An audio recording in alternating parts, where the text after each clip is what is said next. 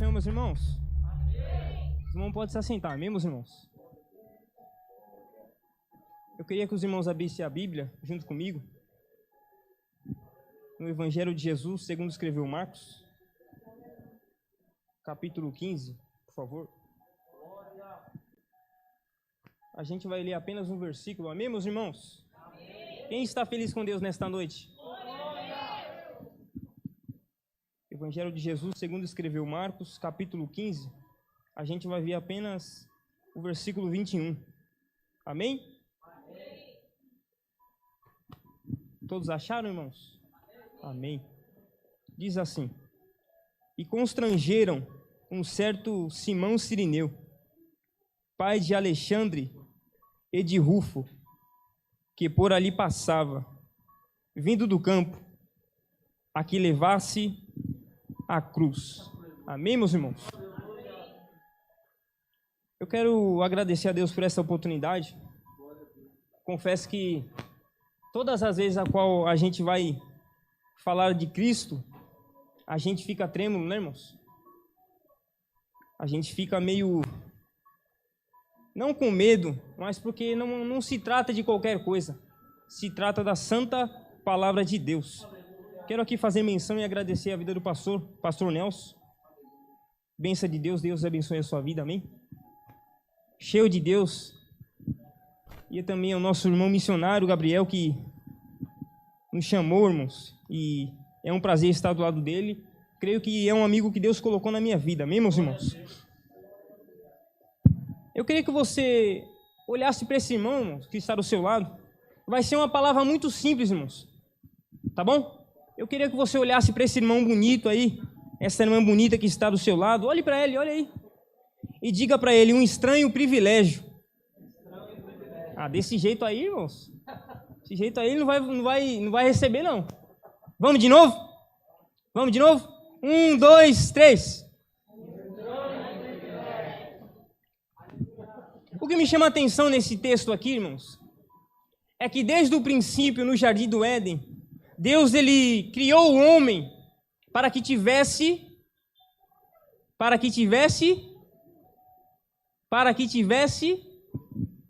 intimidade com ele. Mas o que me chama a atenção é que agora a gente se depara com Eva falando com a serpente. E a serpente pergunta para ela: foi assim que Deus disse? E ela respondeu: foi assim que o Senhor disse. Mas só que o que eu entendo é que Eva nunca quis ser igual a Deus. Não. Eva, ela queria ter intimidade com Deus. Mas só que, infelizmente, o pecado bateu na porta e ela desfrutou daquele fruto do conhecimento. E o que me chama a atenção, quando a gente vai decorrer e percorrer sobre a Bíblia, a gente vai ver que a geração de Abraão conhecia Deus. A geração de José conhecia Deus, mas a geração de José faleceu, morreram todos. Aquelas 70 almas que entraram no Egito faleceram. E agora o povo de Deus, que se dizia ser povo de Deus, não conhecia mais a Deus.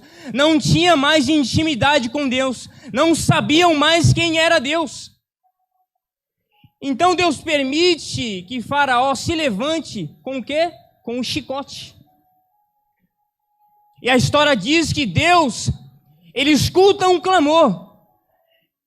E Deus diz: eu estou escutando um clamor. Eu vou descer lá na terra para ver quem que é que está me clamando. Eu preciso conhecer esse povo. Eu preciso conhecer esta nova geração. Há quanto tempo que eles não me adoram? Eu preciso conhecê-los. Então, a história também diz que agora Deus levanta Moisés. Moisés, para aquela geração, era um projeto falido. Mas entenda uma coisa: quando Deus chama alguém, está chamado. Quando Deus escolhe alguém, está escolhido. Às vezes nós paramos e pensamos: Senhor, será que o Senhor não errou o endereço, não?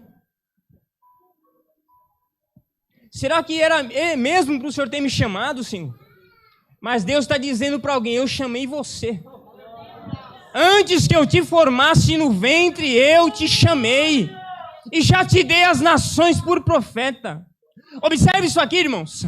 Deus chama Jeremias de uma tal maneira que ele dá uma explicação para que ele venha entender. E Deus pega e fala para ele: Jeremias, o que é que você está vendo, Jeremias? Jeremias olha para Deus e fala: eu estou vendo uma vara de amendoeira. Mas Jeremias, você não está vendo uma vara de oliveira? Não, não, Senhor, eu estou vendo uma vara de amendoeira.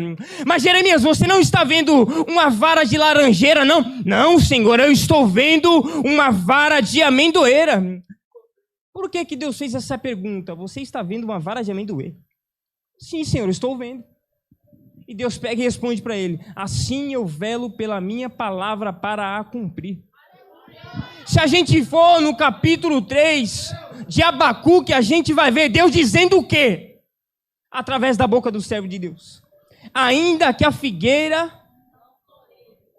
e não haja fruto, todavia eu me alegrarei no Deus da minha salvação. Jeremias estava entendendo: Senhor, eu sei que a vide ela não dá fruto, ela mente, eu sei que a oliveira mente, a laranjeira mente, mas a amendoeira nunca mente. Então a nova geração se levanta, Moisés, o líder da época. Mas entenda isso aqui, irmãos. Eu disse no começo que Deus ele sempre busca alguém e sempre busca se comunicar com a gente, ter intimidade comigo e com você. Mas só que no capítulo 17 de Êxodo, até o capítulo 25, a gente vai ler a história que ele pede para Moisés subir ao monte com os anciões. Mas ele pega e fala: Moisés, só você vai subir. Esses aí não vão ter que ficar aí no pé do monte. Aí Moisés pergunta para Deus: mas por quê? Porque agora onde você vai entrar é santo, Moisés. E se esse povo subir aqui, vão matar todo mundo. Mas só que Deus não mata ninguém, sabe por quê? Ele está tentando explicar para o povo: se vocês passarem dessa risca para cá, vocês vão ser consumidos. Por quê? Porque eu sou santo, eu sou puro, eu não me corrompo, eu não me misturo. Então Deus vai ter uma ideia: já que o povo não pode vir até mim, então Moisés, prepara agora. O quê? Um tabernáculo. Mas por quê, Senhor? Porque eu quero habitar no meio do meu povo. Ah, você não entendeu isso aqui não. Pensa comigo, irmãos. Deus é lindo, Deus é poderoso. Mas ele fala para Moisés: Moisés, eu quero habitar no meio do meu povo. Eu quero habitar, eu quero saltear com eles também, Moisés. Mas você não vai fazer um tabernáculo para ficar parado não, Moisés. Você vai fazer um tabernáculo para que ele possa andar também com o povo. E fica tranquilo, Moisés, porque se o povo precisar de comida, eu vou dar comida. Se o povo precisar de água, eu vou dar água também. Ah, mas Senhor, será que isso aqui vai acontecer? Vai acontecer. E fica tranquilo, não tem ar-condicionado, mas de manhã eu vou colocar uma nuvem no céu para cobrir vocês. E de noite, é frio, eu vou colocar um aquecedor natural para aquecer vocês também. E foi dito aqui algo interessante. O nome dele vai se chamar Emanuel, que traduzido é?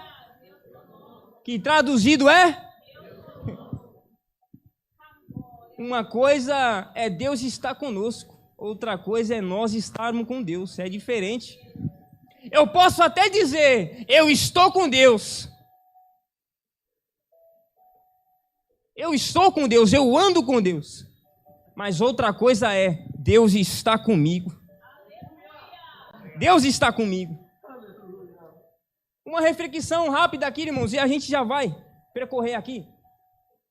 Eu acredito que o tempo de Deus é o mesmo tempo que o nosso.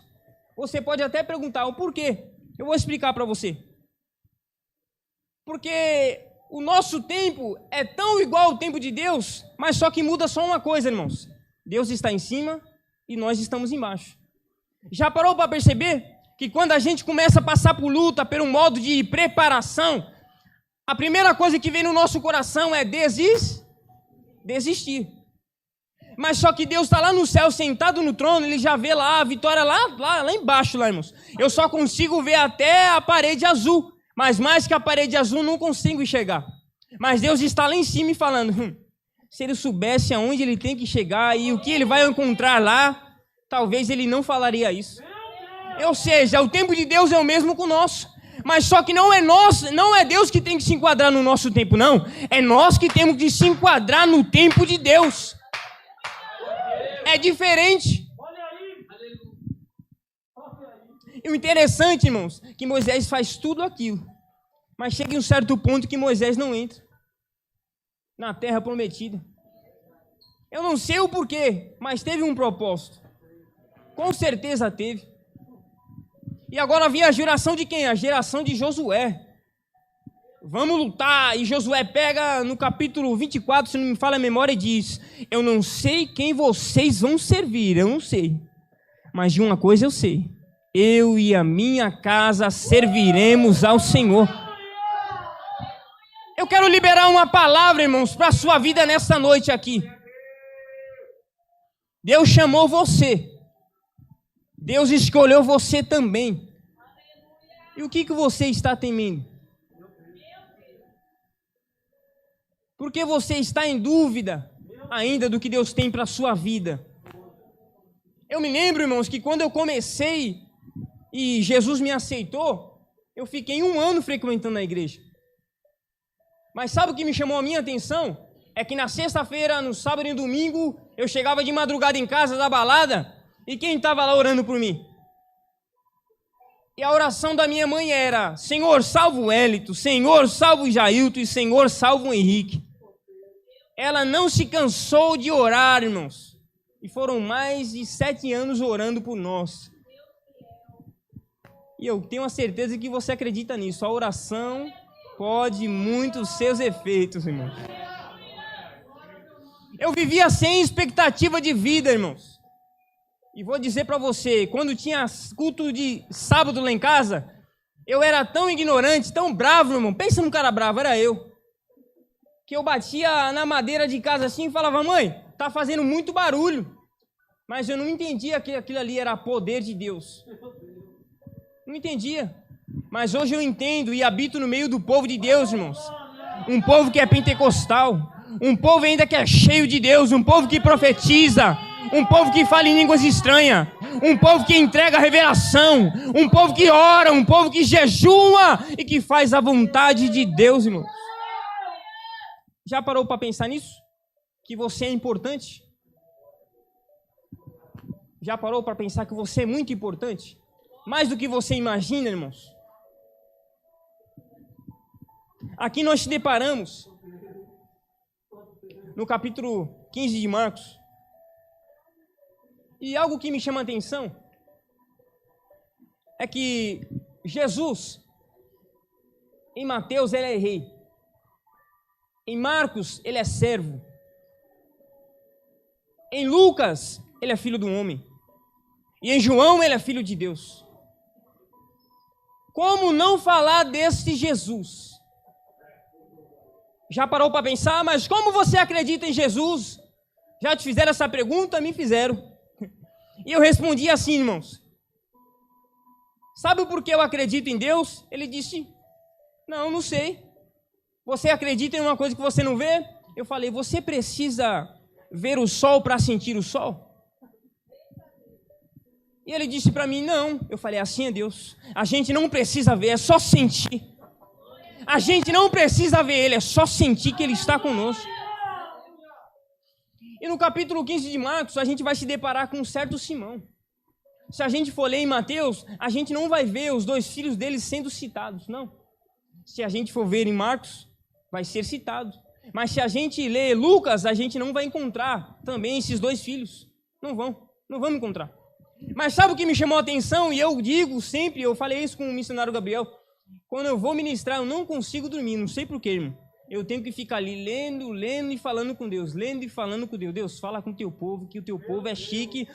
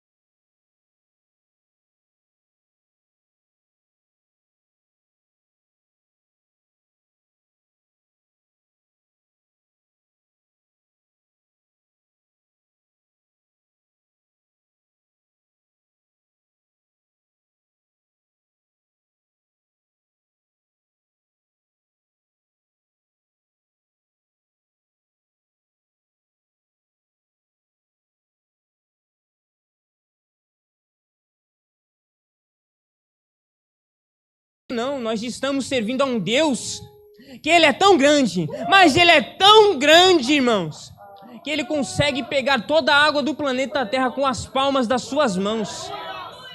Nós estamos servindo a um Senhor que é tão poderoso, irmãos, tão poderoso, que Ele pega todas as nações e pinga como uma gota dentro de um balde. Ah, você não entendeu? Nós estamos servindo a um Deus que é tão bonito, Ele é tão poderoso que o seu nome, o meu nome está escrito na palma das tuas mãos, irmão.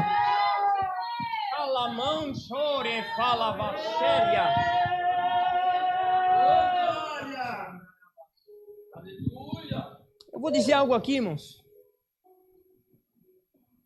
que há um tempo atrás isso me machucava, hoje não me machuca mais. Mas quando eu comecei, essa é a minha quarta ministração, irmãos, quarta ministração.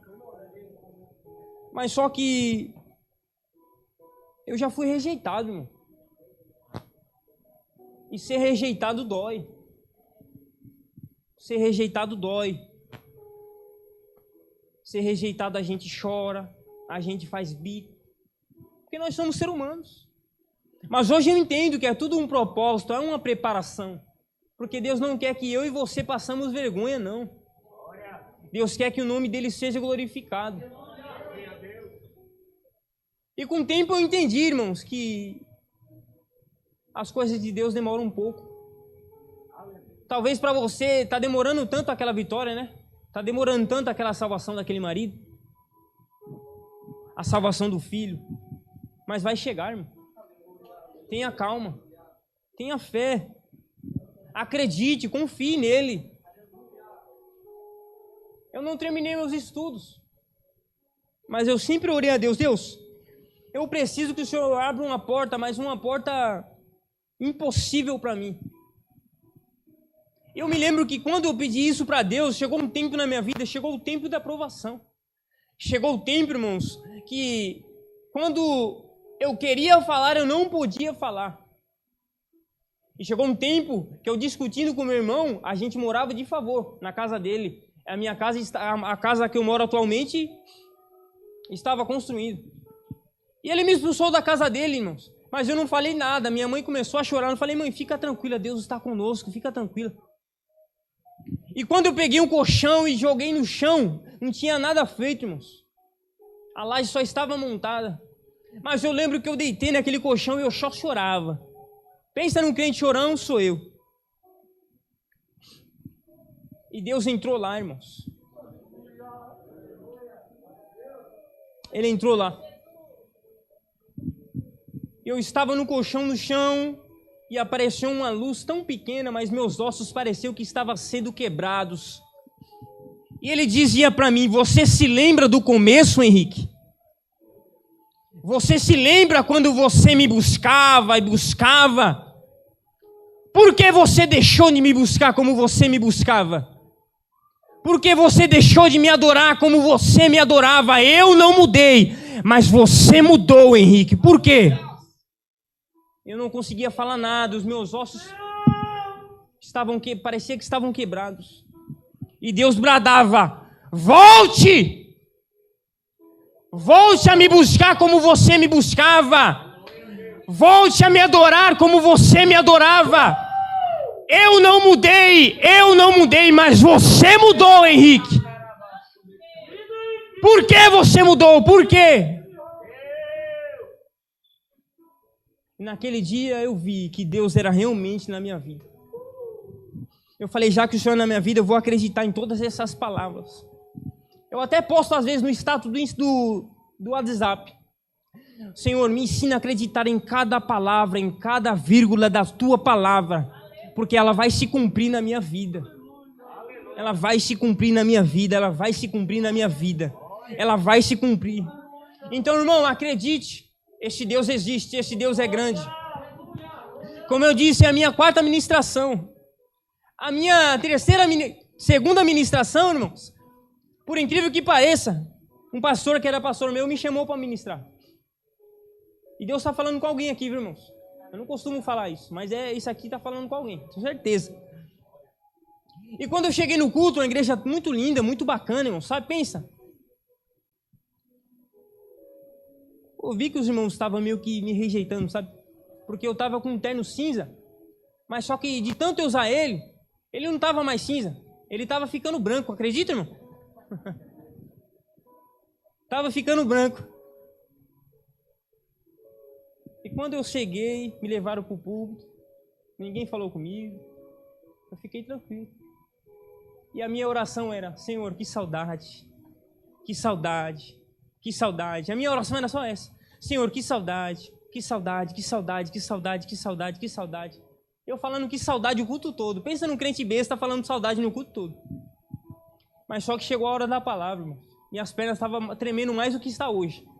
Mas ainda está ainda. E quando eu peguei o microfone, Deus pegou e falou para mim: Henrique, não se conforme com os aplausos, mas se preocupe com os intercessores.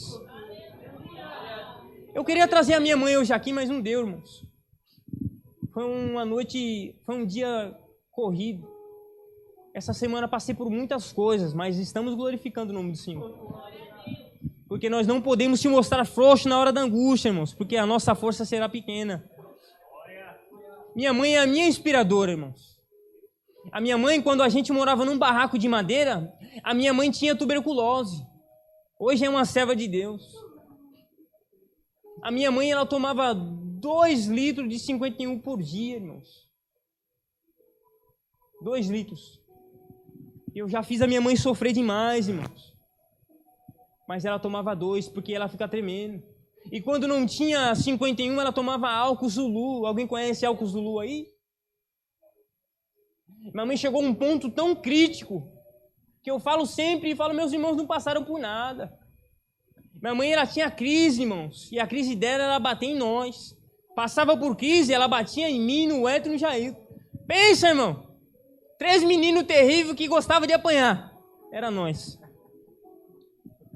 O meu pai, que eu adotei como pai, porque meu pai me abandonou, irmãos, ele dava banho na minha mãe dentro de uma banheira de criança.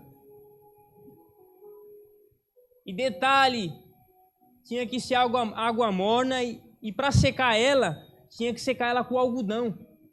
Algodão, porque se secasse ela com toalha, a pele dela caía, rasgava, nascia ferida. Sabe qual era o nosso café da manhã? Mingau. Sabe qual era o nosso almoço? Mingau também. Sabe qual era a nossa janta? Mingau também. E foram meses passando por essa luta. Minha mãe chegou a ficar de cadeira de roda. E ela falou: eu preciso voltar para a igreja. Quando Satanás percebeu que ela queria voltar, ela não conseguia mexer os braços, as pernas. Ela teve que ir na cadeira de roda. E o pastor que orou pela vida dela disse: tem muitos demônios na sua vida. Milhares. Legiões. E ela disse: eu quero aceitar Jesus, mas eu não consigo levantar a minha mão. Então aquele pastor, com a autoridade de Deus, olhou para ela e falou: em nome de Jesus, se você quer aceitar a Jesus, levante a sua mão. E quando ela falou quero, ela começou a levantar as mãos, irmãos. Tremendo, mas ela conseguiu levantar as mãos. E hoje ela é uma serva de Deus, irmão. Então entenda uma coisa, irmãos. Crente precisa passar por luta e por prova também. É uma prova, uma vitória. Uma prova, uma vitória. E desculpe, tem muitas pessoas que dizem isso. Crente só glorifica na bênção. Eu penso o contrário, com todo respeito. Na bênção, a gente nem lembra de Deus. A gente só lembra de Deus na prova. Lembra de Jó? Jó, ele adorou quando tinha tudo. Jó, ele adorou quando perdeu tudo. E Jó também adorou quando ele foi restituído. E algo que Deus me revelou, isso é interessante. Deus, ele deu outra mulher para Jó, sim ou não? Sim ou não? Ele deu. Não em questão física, mas em questão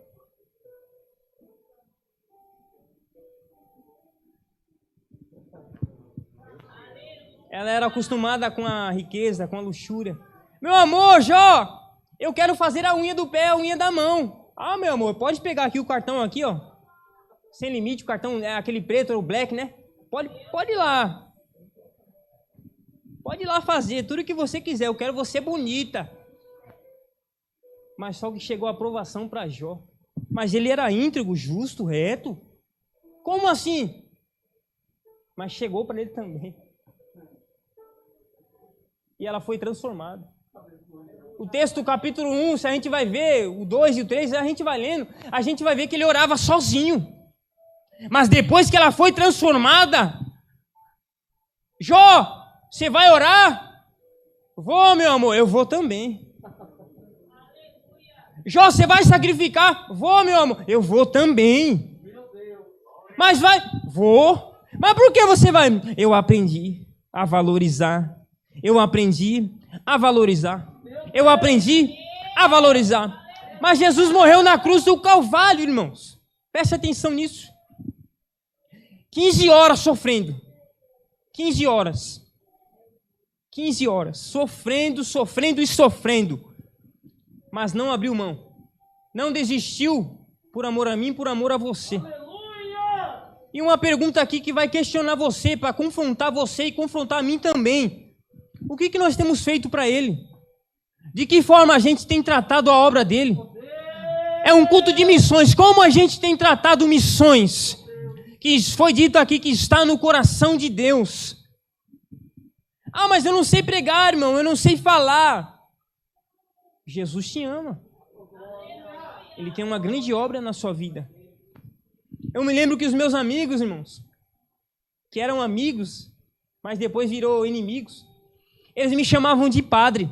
Aí, padre, já vai para a igreja? Pensa, um jovem de 19 anos, indo para a igreja agora, e os amigos que eram do funk, da balada, no meio do tráfico, agora tá dizendo, ah, padre, você vai fazer o que na igreja, mano? Tem várias minas aqui, você vai fazer o que lá? Pensa. Aquilo me machucava. Me machucava.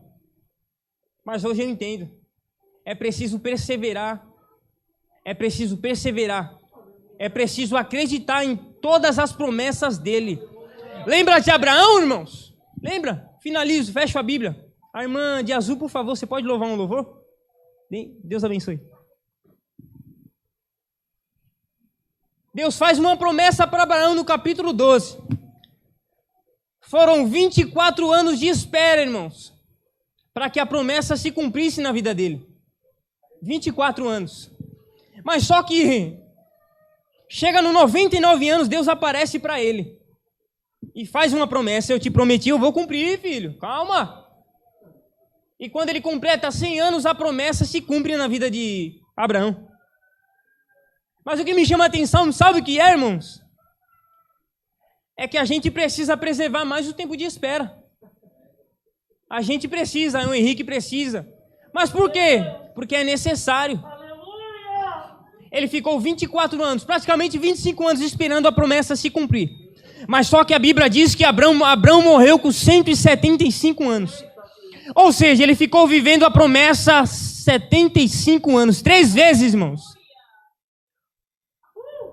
3 vezes mais ele ficou vivendo a promessa. As pessoas falam para mim, mas por que você é solteiro, irmão Henrique? Os meus amigos falam, você está encalhado. Eu falei, encalhado não é eu que estou solteiro. Encalhado é quem casou errado, filho.